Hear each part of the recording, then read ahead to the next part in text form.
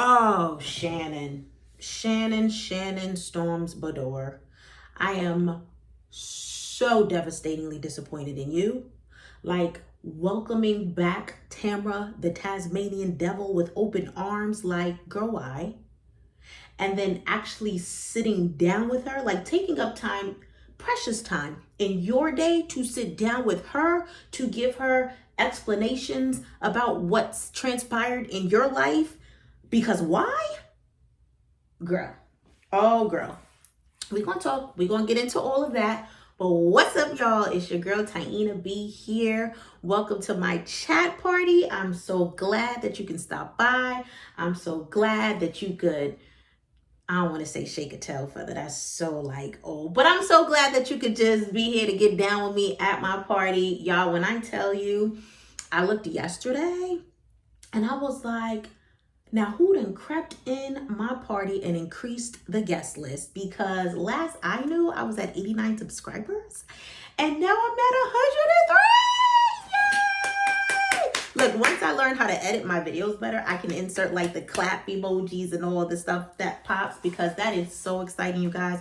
It makes me think of, other YouTube vloggers or content creators who will reach like, their 500 mark or, 1,000 mark or 100,000 mark. And while those numbers are extravagantly more than what I have, when I tell y'all I'm grateful for the little things, okay, it's the little things for me. That 100 is signature. So 103, thank y'all so much. Thank you. I appreciate it. Keep on coming to the party, y'all. Keep on coming. I'm not mad. Again, on any other occasion, I like small little intimate parties, but this one's okay if you want to grow it. I'm fine with that. So thank you for taking your time to like, comment, share it, to subscribe, and just to show love. Even again, if a few minutes, if you stay to the end, you really are the bomb. I thank you so much. But I know you want me to get on with it and all those things. So let's get into this Real Housewives of Orange County season 18, episode number 7, y'all. And I'm going to tell you right now, I'm about to fast forward through a whole lot of stuff, because a whole lot of stuff is what I cared not about. So I don't want to waste your time, and I'm definitely not going to waste mine. Plus, y'all know I can run my mouth anyway. So I think in times past, I've said, oh, my video is not going to be long. And then it was long enough. So let's go ahead with it. So we started with the ladies at the La Quinta house. And Shannon pretty much is sitting outside. They're having breakfast. She's venting just about this whole $75,000 situation with John and just the madness of it all. And she says, while he's coming at her for the $75,000, she actually spent close to $10,000, right, for a family trip, which incorporated celebration or the celebration of his daughter for her birthday. Okay, and I'm gonna say that again, because sometimes I repeat myself, sometimes for myself, sometimes for the people in the back, sometimes so we can all be understood. I said that she spent the $10,000 just about towards a situation that involved his daughter, not her daughter, but his daughter. But yet you're in my face for 75. And while I understand that 10,000 is nowhere near 75, let's go ahead and break this down. First, we'll start off by deducting the 10 then, okay, from the 75. So that leaves 65. Then we got about maybe 40,000 for the fact that I had to deal with your dry, because John looks like somebody that is uberly boring. And I could be wrong, right? I don't know the man, but from what we saw in certain, I mean, he is just like dry eyes, Visine, no thank you. And for the fact that I allowed you to come into my world, right? Because I was a Bravo celebrity in these streets. Nobody knew you. I allowed you to come in and pretty much rain on my parade. You got some free fame and spotlight, and you still trying to carry that on with this Alexis chick? Of my time, of my pain and my emotion, child, nah. That's an automatic 65 right there. So we at 0. And that's exactly what he needs to get, zip 0, right? So anyways, and I'm sure we could deduct so many things, right? Probably the stuff that he's even put her through low key, because I believe that John is probably a piece of work behind the scenes. But anyways, Shannon don't owe him shiggity. That's the bottom line. Emily asked her, was she trying to buy his love? Which I guess some could say was a valid question. I thought it was a bit retarded, because I'm like, at the same time, first of all, you should know how Shannon operates by now. Emily, you've been around her long enough. we can most likely see that Shannon's the type of person that she does lead with her heart, right? Maybe in a very naive fashion at times.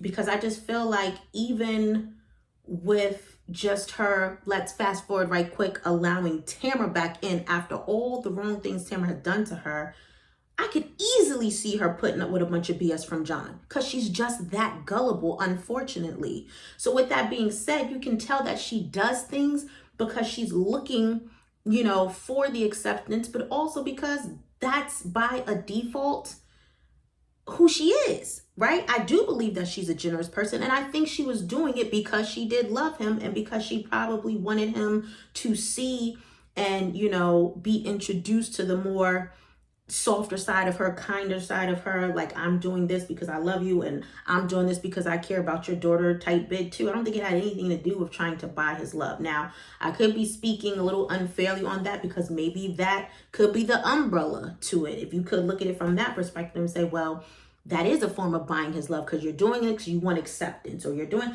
but I just don't think that's how Shannon operates, right? I think, again, it was just, he pretty much was playing on her, almost like preying on her weakness in a sense, like I feel like that pretty much was the core of what it is. And he knew that he can kind of fiddle her certain ways. But anywho's, so Shannon shares her attorney is being paid to deal with this whole matter of John wanting this money, right?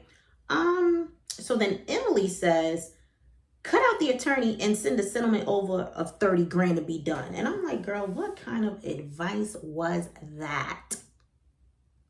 Like, girl, what? And weren't you a practicing attorney? Like, awful. Is this what you used to tell your clients? Girl, awful. Like, I'm not going to hand over money that someone doesn't deserve just to shut them up. Like, no, we're not doing that, okay? I will shut them up anyway, and they'll still get nothing from me. They will still get $0. Okay, I'll do you one even better, Emily. Why don't you send him over to 30 grand? Okay, help your friend out in her distress, since you said she should just be rid of him, by just giving him the money and being done. Then you give him the money and allow her to be done.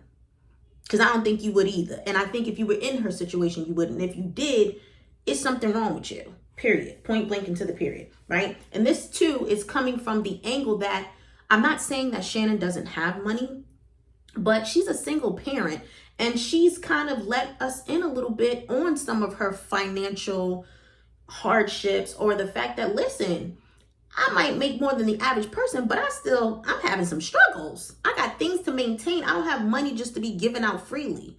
So it's like, again, what kind of advice is that? And then even off of GP, even if Shannon was rolling in billions of dollars, it's like, no, if you're not do that, I'm not giving you that, especially not for the hell that you put me through. Like, get out my face and go play in somebody else's. So I just thought that was annoying for Emily to throw in there. But I will say I felt bad for Shannon because it seems like she can't catch a break, right? She's had so much going on in her life throughout the years.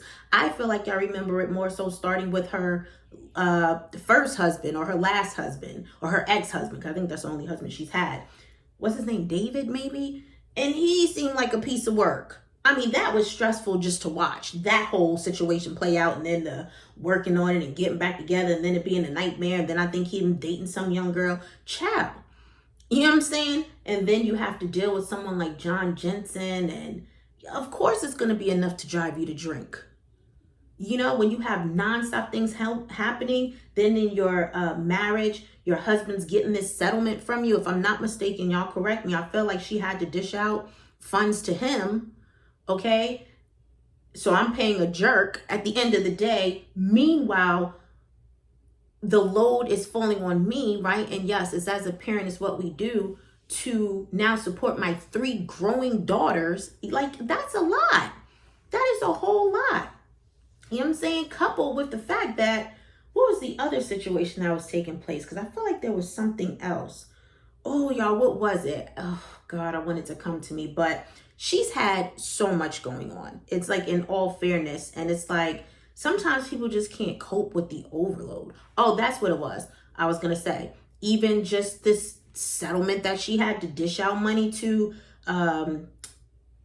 Alexis's husband. I can't remember, Jim. Like, come on. Like, give her a break already. So I think a real person would empathize with that, right? And so maybe, you know, I don't know. I just it's a lot. It's a lot for her. I'll say it like that. So now we pan over to Big Bear, and I feel like they were just trying to force the fact that they had a good time. I'm like, okay, whatever.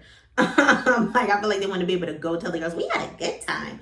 Like again, not my type of party, but if that works for y'all, then so be it.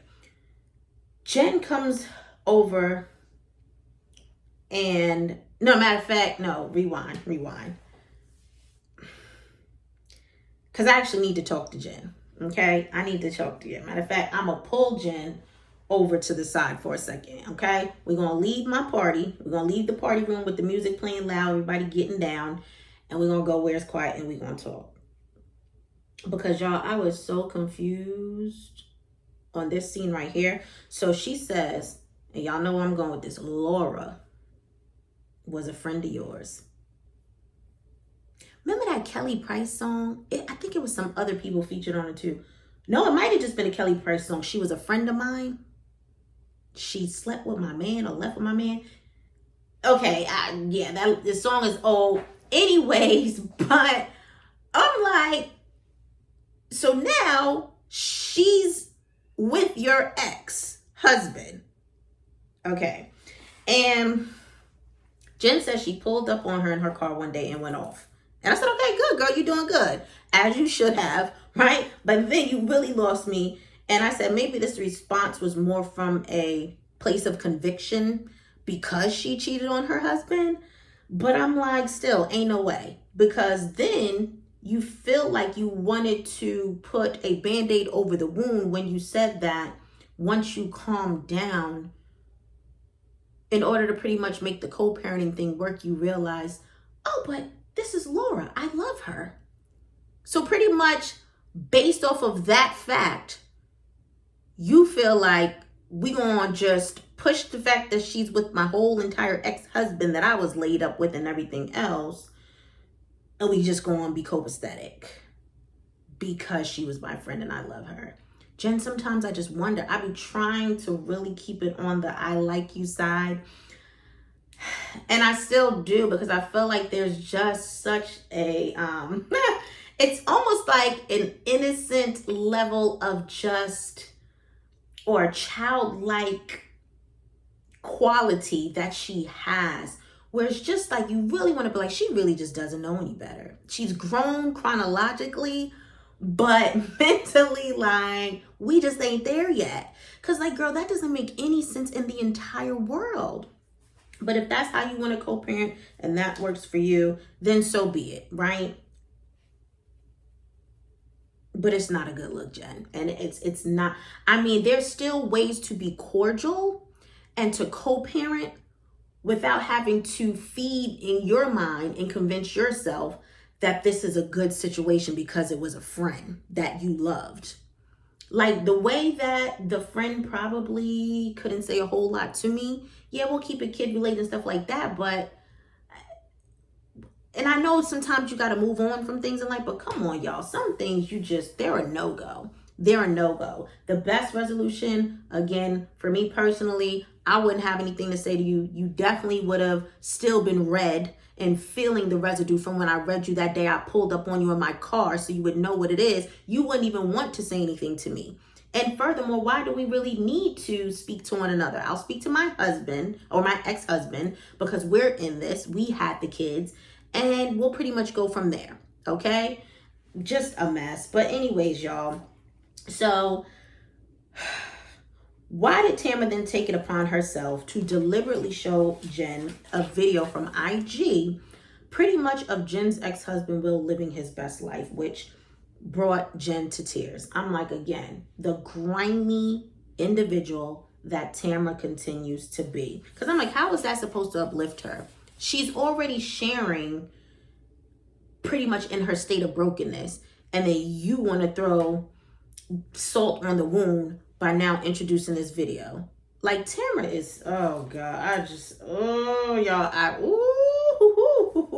no.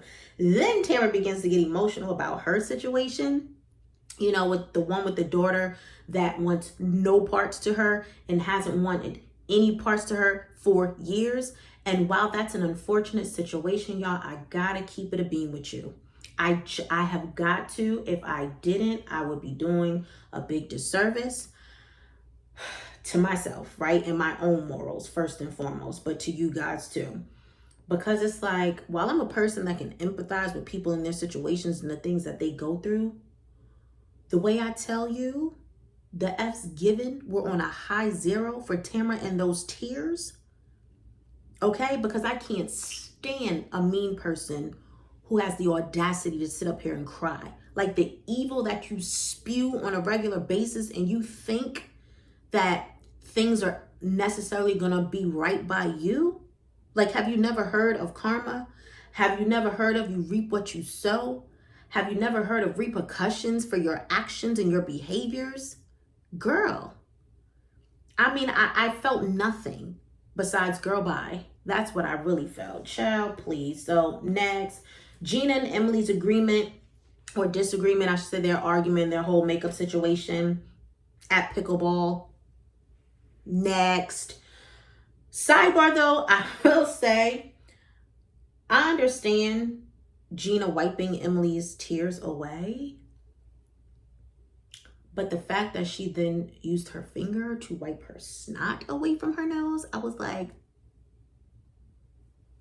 gross. Like, gross. Ew. Like, people do that? Like, I feel like if it's not your kid, and even then, like, I'm just big on where's the tissue at when my kids were even smaller. Like, if it ain't your kid, like, why are you wiping away somebody's snot? Totally disgusting. And this is maybe a little childish on my part, I will say this, right? But I don't like when people are all up in my space that I don't know particularly, talking like this close. And for the fact that Emily and Gina had a moment when they both were emotional, and then Gina lets out this heavy sigh at first, like,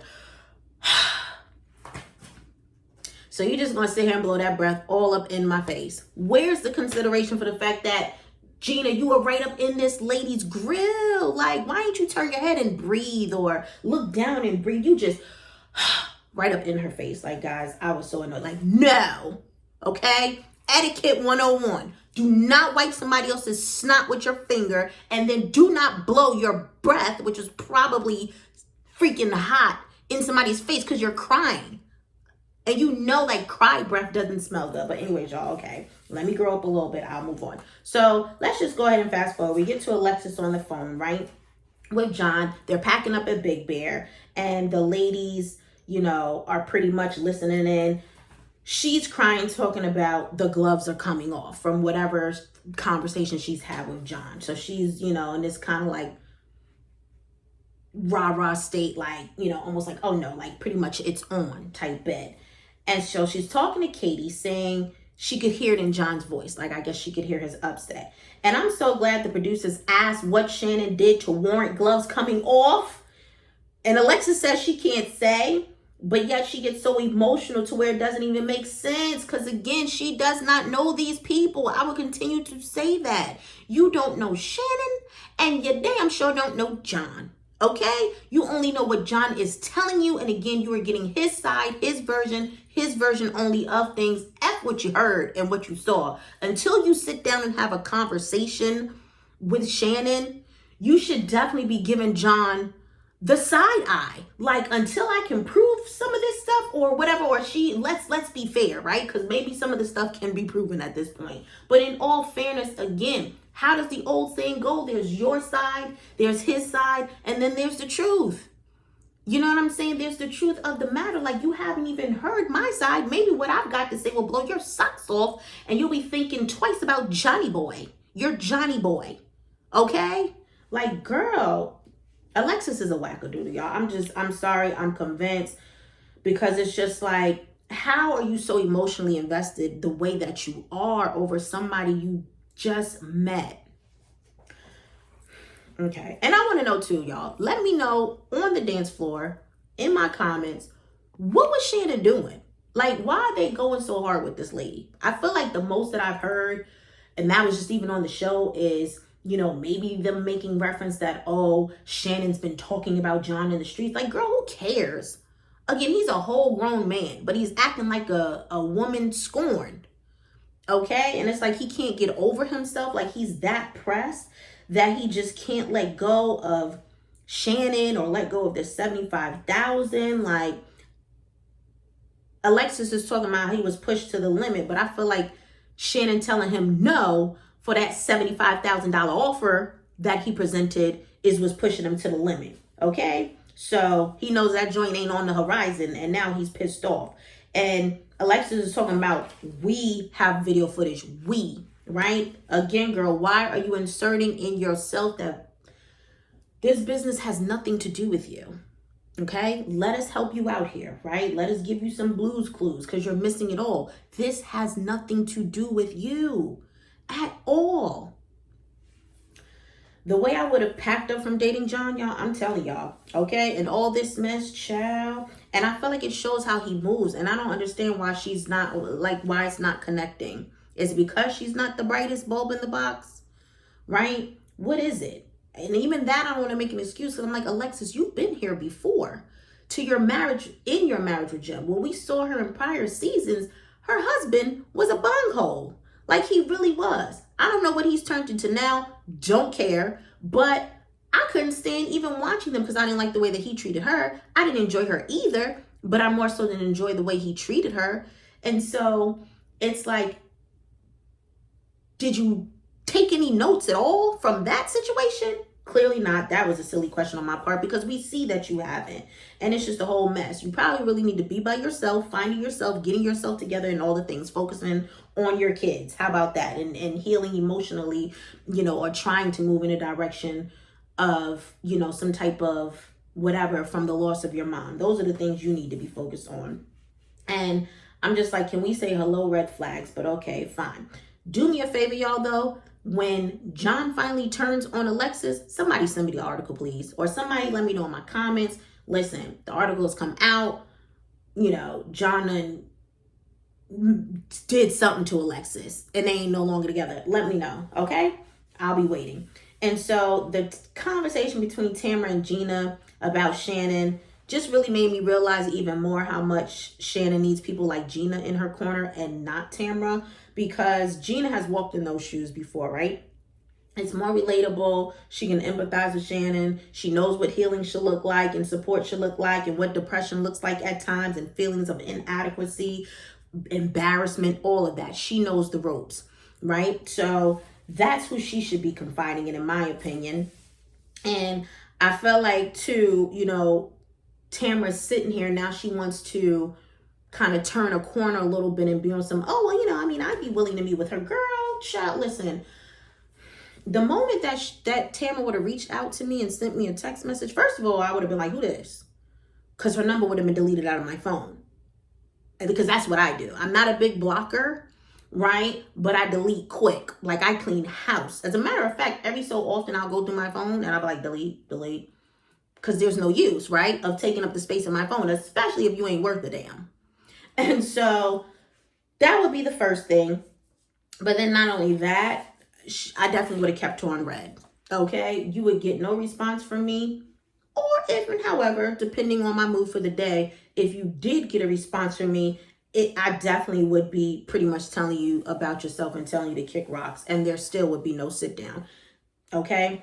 On the other side of town, Katie shares with Emily that John has video footage of Tamra almost running over John's daughter.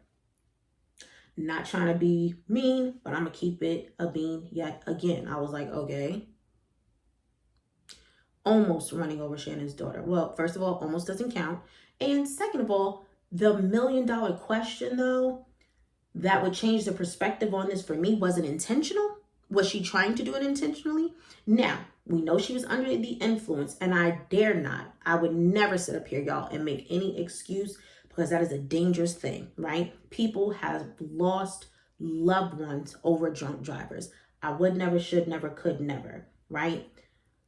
The beauty and the blessing is that John did not, right? His daughter is still here. But what are y'all really, like, where are y'all going with this? They are just so, like, it's not going to make me change my perspective. We've already dealt with at the beginning of the season Shannon taking the accountability for her actions, and I would hope that she would never do something as ridiculously negligent and reckless as that again. Because not only is she risking her life, right? It's like, okay, if you don't want to care about your life, that's on you, but there's other people out here that care about theirs, and they're not asking to be in this situation, right?